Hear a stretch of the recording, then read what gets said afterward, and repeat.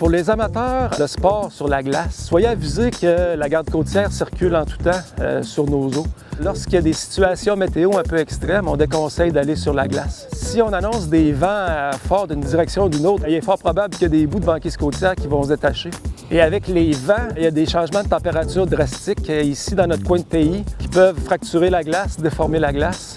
Puis il peut aussi avoir des précipitations qui couvrent les fissures. Lorsque vous êtes sur la glace, c'est important d'amener avec vous une veste de flottaison individuelle. Si jamais la glace cède sous vos pieds, bien, vous aurez un moyen de flotter et votre survie pourrait être rallongée avec cet outil-là.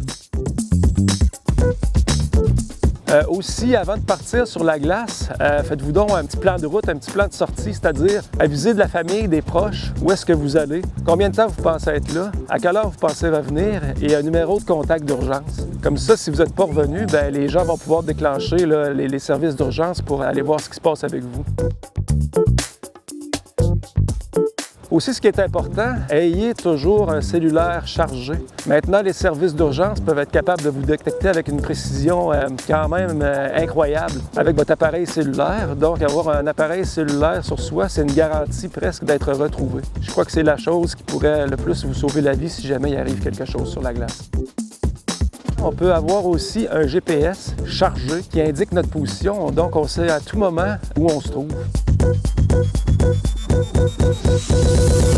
Aussi, quand vous allez sur la glace, amenez une panoplie d'instruments de survie. Ça va des briquets aux lampes de poche, à la nourriture supplémentaire. Toutes ces choses-là sur la glace sont à prendre en considération.